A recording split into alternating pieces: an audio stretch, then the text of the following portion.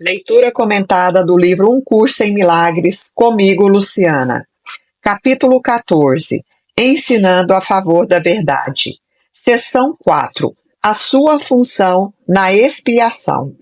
Quando aceitar a inculpabilidade de um irmão, nele você verá a expiação, pois ao proclamá-la nele, faz com que seja sua e verá o que buscou.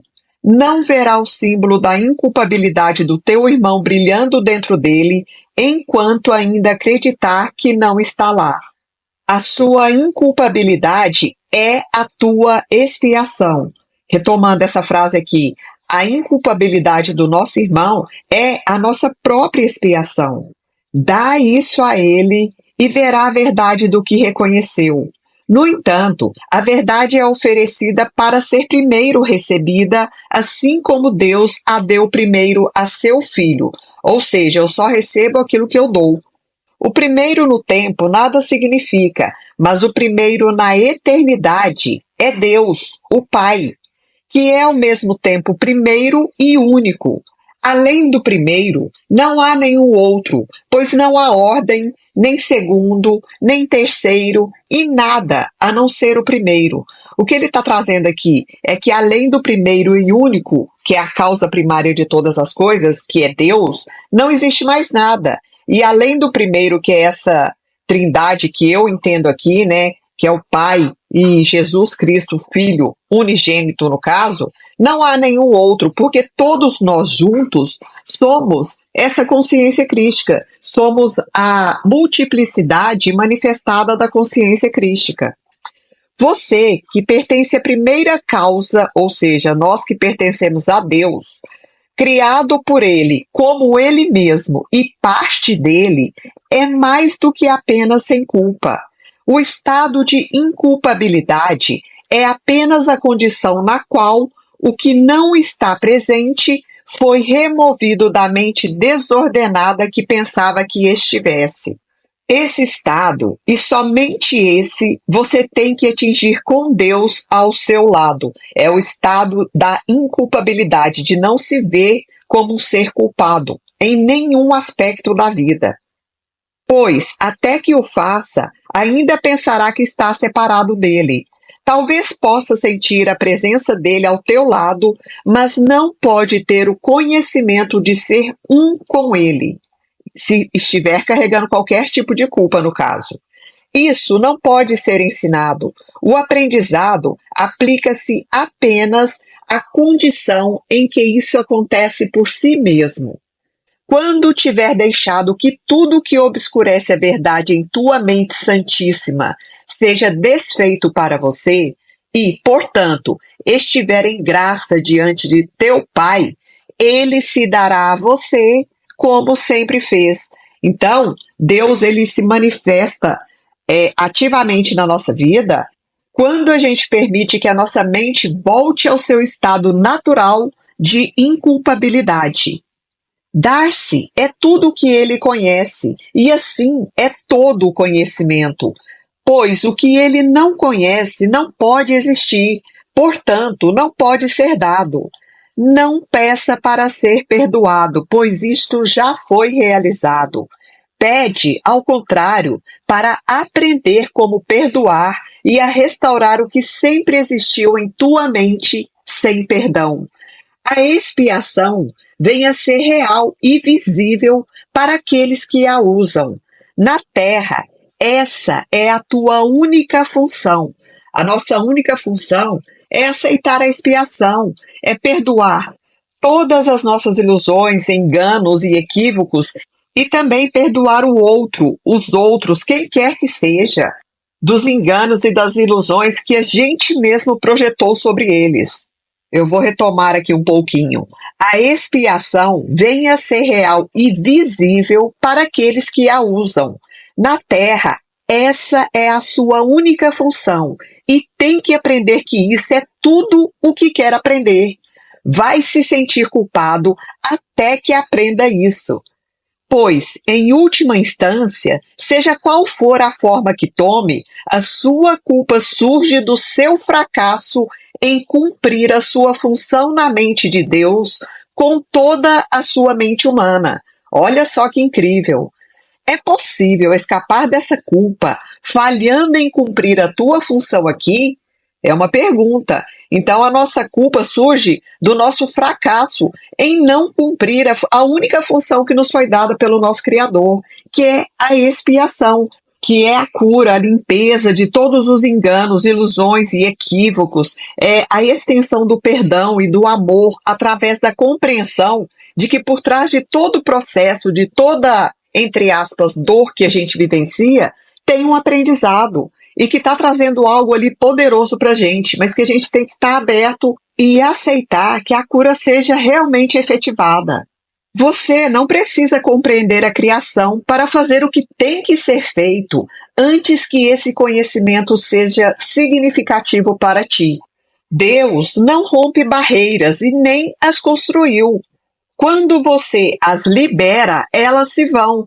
Ou seja, quando a gente desfaz essas barreiras, elas se vão. Deus não falhará, nem nunca falhou em coisa alguma. Decide que Deus está certo e você está errado a seu próprio respeito. Ele te criou a partir de si mesmo, mas ainda dentro de si. Ou seja, nós fomos criados a partir dele, mas ainda estamos dentro dele. Ele conhece o que você é.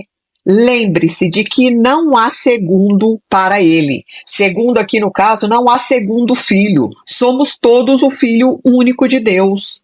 Portanto, não pode haver ninguém que não tenha a sua santidade, nem ninguém que não seja digno do seu amor perfeito.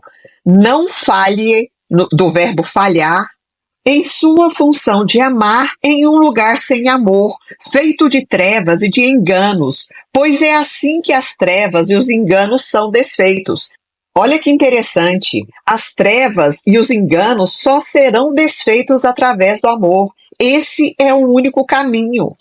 Não falhe, do verbo falhar novamente, para com você mesmo, mas, em vez disso, oferece a Deus e a ti mesmo o seu Filho irrepreensível. E a gente faz isso como? Nos unindo a todos, estendendo o amor, estendendo a paz, a alegria e o perdão. E é essa extensão que nos coloca no estado de unicidade. Vale ressaltar aqui que a extensão ou a projeção da separação é sempre na mente. Então, a nossa mente é um mecanismo extremamente poderoso que une ou afasta. E por essa pequena dádiva de apreciação pelo seu amor, o próprio Deus trocará a tua dádiva pela dele. Olha que lindo! Antes que você tome qualquer decisão por conta própria, lembre-se de que se decidiu contra a sua função no céu e então considera com cuidado se quer tomar decisões aqui. Porque ele já deixou claro também que a gente não sabe o caminho. Então, a gente tem que se abrir para ser guiado pela voz que sabe, que é a voz do Espírito Santo. A tua função aqui é somente se decidir contra decidir o que você quer, em reconhecimento de que você não sabe o que quer. Olha só, gente, que profundo. Como então pode decidir o que deveria fazer? Ele traz essa pergunta. Se a gente não sabe qual o caminho a gente precisa percorrer na vida, como é que a gente pode decidir alguma coisa? Deixa todas as decisões para aquele que fala por Deus e pela sua função, conforme ele a conhece. Assim, ele irá te ensinar a remover a horrível carga que você colocou sobre si mesmo por não amar o Filho de Deus e por tentar lhe ensinar culpa em vez de amor. Isso acontece porque quando a gente projeta a culpa no outro, a gente está ensinando para o outro a culpa em vez do amor. Mas é isso também que a gente vai reforçar na gente. Desiste dessa tentativa frenética e insana que te rouba a alegria de viver com o seu Deus e Pai e de despertar com contentamento para o seu amor e santidade que se unem como a verdade em ti, fazendo com que você seja um com Ele. Quando tiver aprendido como decidir com Deus, todas as decisões vêm a ser tão fáceis e tão certas como o respirar. Não há esforço e será conduzido tão gentilmente como se estivesse sendo carregado por um calmo atalho no verão. Só a tua própria volição parece fazer com que a decisão seja difícil. Volição aqui no caso de livre-arbítrio, poder da vontade, a sua escolha, é que parece fazer com que essa decisão seja difícil. O Espírito Santo não demorará a responder a toda e qualquer pergunta que você tiver a respeito do que fazer. Ele sabe e ele vai te dizer e depois vai fazer por ti. Você que está cansado achará que isso é mais repousante do que o sono. Ou seja, nós que já estamos cansados de tomar decisões insanas que não levam a lugar nenhum e que só atraem sofrimento, nós acharemos isso muito repousante, mais repousante até que o sono. Olha que legal! Pois pode levar com você a tua culpa quando dorme, mas não pode trazê-la a isso. Não podemos trazê-la a essa tranquilidade que vem da escolha feita pelo Espírito Santo. E o dormir aqui, no caso, eu imagino que é o estado de dormência mesmo, não só durante o sono, do dormir fisicamente, mas o estado de dormência por acreditar num mundo de ilusões. A não ser que seja sem culpa, não pode conhecer a Deus, cuja vontade é que você o conheça. Por conseguinte, tem que ser sem culpa, ou seja, nós precisamos nos reconhecer sem culpa. Entretanto, se não aceita as condições necessárias para conhecê-lo, você o terá negado e não o terá reconhecido, embora ele esteja em tudo à sua volta. Então, quando a gente não aceita as condições para reconhecer a Deus, nós o teremos negado. E quais são essas condições? É sair do controle, é sair da culpa, é sair do medo, é não projetar nada fora, é se autorresponsabilizar, mas sempre baseado no perdão, tanto da gente mesmo quanto do outro. É estender o amor. Tudo isso faz com que a gente reconheça a manifestação de Deus em tudo, em todos, o tempo inteiro.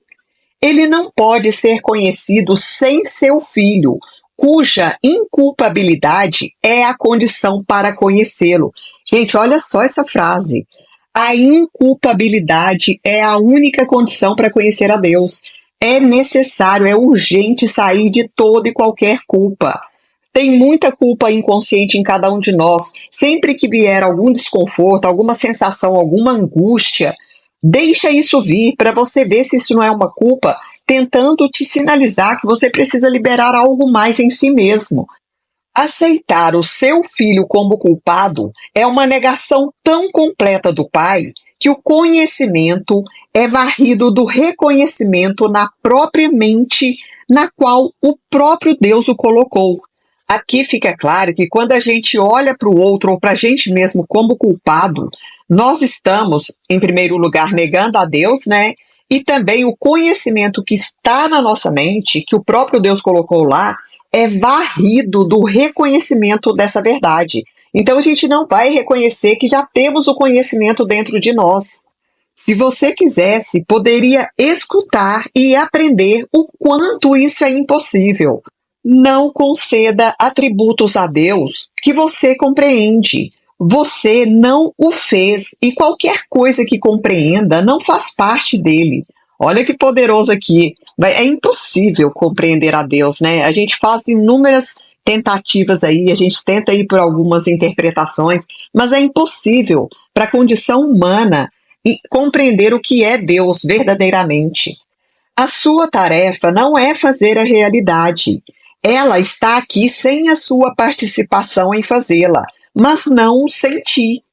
Você que tem tentado jogar fora a ti mesmo e que valorizou tão pouco a Deus, ouve-me falar por ele e por você. Olha só, não pode compreender o quanto teu pai te ama, pois não há nenhum paralelo na tua experiência do mundo que te ajude a compreender isso. Não há nada na terra que possa comparar a isso, e nada do que jamais sentiu a parte dele se parece com isso, nem de leve. Você não pode sequer dar uma bênção em perfeita gentileza. Poderia sim conhecer aquele que dá para sempre e que nada conhece exceto dar? Olha só, gente. As crianças do céu vivem na luz da bênção do seu Pai, porque têm o conhecimento de que são sem pecado. No meu entendimento, essas crianças no céu que ele fala são aqueles que já despertaram e que vivem esse estado de consciência chamado céu. A expiação foi estabelecida como um meio de restaurar a inculpabilidade nas mentes que a têm negado, e assim negaram o céu a si próprias. A expiação te ensina a verdadeira condição do Filho de Deus. Ela não te ensina o que você é, nem o que é o seu Pai. O Espírito Santo, que se lembra disso por você, meramente te ensina como remover os bloqueios que se encontram entre você e aquilo que você conhece. A memória do Espírito Santo é a tua própria memória. Se te lembras do que tem feito, não está se lembrando de nada. Se a gente se apega ao passado aqui, né? Se a gente se lembra do que a gente fez no passado, a gente não está se lembrando de nada. A lembrança da realidade está nele e, portanto, está em você. Os que não têm culpa e os culpados são totalmente incapazes de se compreenderem mutuamente. Olha que frase incrível! Então, aqueles que não têm culpa, que já aprenderam a perdoar a si mesmo e aos outros, que não se enxergam mais como culpados, são aqueles que já despertaram. E os culpados são aqueles que ainda estão presos em qualquer tipo de culpa, por menor que seja, ou culpa externamente, ou culpando algo ou alguém externamente, ou culpando a si mesmos. Então, as pessoas que estão nesses dois estados conscienciais, ou seja, despertos e os dormentes, são totalmente incapazes de se compreenderem mutuamente. Porque quem está carregando culpa nunca vai aceitar que a culpa não é real, gente. Ou carregando culpa ou projetando, né? E os que já se liberaram das culpas já entendem que esse estado de carregar a culpa é carregar um monte de sofrimentos. Porque mesmo que a culpa, entre aspas, esteja sendo projetada fora, a dor está em quem está projetando essa culpa. Eu vou retomar essa frase então só para a gente concluir. Os que não têm culpa e os culpados são totalmente incapazes de se compreenderem mutuamente. Cada um percebe o outro como a si próprio, fazendo com que ambos sejam incapazes de se comunicar, porque cada um vê o outro de um modo diferente do que vê a si mesmo. Esse parágrafo traz muitos níveis de compreensão, mas uma coisa que eu achei bastante relevante aqui é que ele acabou de dizer que cada um percebe o outro como a si próprio. Então, aqueles que ainda estão aprisionados na culpa, eles vão enxergar culpa em todos os seres, em todos. Aí, esses que já estão curados da culpa, vistos aos olhos dos que estão aprisionados na culpa, vão ser entendidos tipo assim, como assim? Esse aí está pecando mais ainda, porque está achando que não é pecador. Então, olha que incrível, não tem comunicação, né? Entre dois estados de consciência diferentes. Não existe comunicação. Deus só pode se comunicar com o Espírito Santo na sua mente, porque só Ele compartilha o conhecimento do que você é com Deus. Então, somente o Espírito Santo tem esse entendimento. E só o Espírito Santo pode responder a Deus por você, pois somente Ele conhece o que Deus é. Tudo mais que coloca dentro da sua mente não pode existir, pois o que não está em comunicação com a mente de Deus nunca existiu. Comunicação com Deus é vida. Nada que esteja fora dela existe de forma alguma. Eu quero só trazer um detalhe aqui que eu achei importante, porque ele falou aqui, ó, Deus só pode se comunicar com o Espírito Santo na sua mente. Gente, tudo começa na mente e tudo se transforma a partir da mente. Porque se eu não transformo aquilo que eu estou pensando, vou gerar sentimentos relacionados àquelas crenças que estão na minha mente e essas emoções vão conduzir a minha ação no mundo externo também. Olha a importância de sempre olhar o que está passando pela sua mente. Vigie constantemente para que você não possa ser sabotado pela sua própria mente. Fim da leitura do livro-texto.